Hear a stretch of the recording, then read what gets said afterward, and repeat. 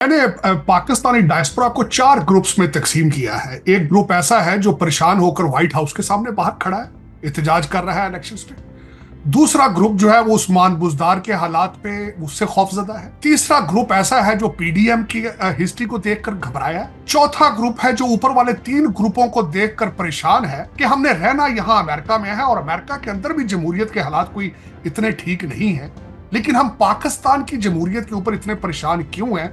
और पांचवा ग्रुप, बल्कि वो चौथा ग्रुप ही कह ले, कि वो इसलिए भी परेशान है कि 7 फरवरी के दिन आप बेहतर थे या आज आप बेहतर हैं। कंट्री आज ज्यादा डिवाइडेड है या इलेक्शन से पहले डिवाइडेड था।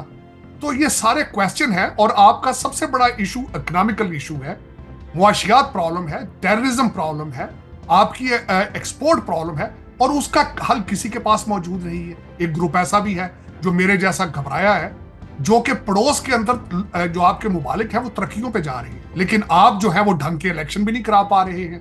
आप ये देखें कि जो भी इलेक्शन हारा है आज, वो ये कह रहा है कि मेरे साथ धांधली हुई है। डायस्पोरा परेशान है, कंफ्यूज है, नर्वस है कि हमारे साथ पाकिस्तान के साथ क्या हो रहा है। आज कोई भी आपका न्यूज लेट खोला जाए, न्यूज आउटलेट खोला जाए पाकिस्तान के हवाले से, वहां से कोई अच्छी खबर नजर आती है? बिल्कुल नहीं।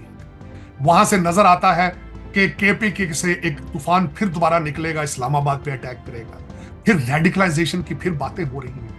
फिर आज मेरा मैं छोटा सा क्वेश्चन करूंगा, आपकी अदालतों के अंदर इतनी पिटीशनें जा चुकी हैं इलेक्शन की कि आने वाले 5 साल के अंदर वो कोई दूसरा केस नहीं सुन पाएंगे। इस महीने के आखिर में IMF ने वहां जाना है। हम कहां जा रहे हैं? हम क्या देख रहे हैं?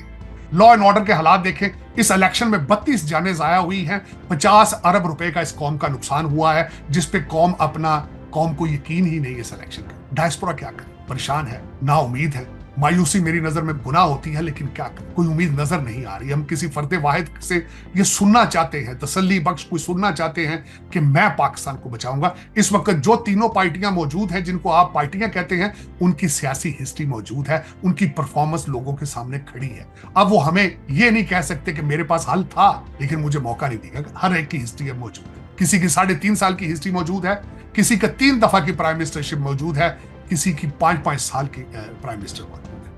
लेकिन इस वक्त देखा जाए तो कोई हल नजर नहीं आ रहा। मैं इस वक्त रहम की अपील करूंगा, रहम की दुआ की अपील करूंगा।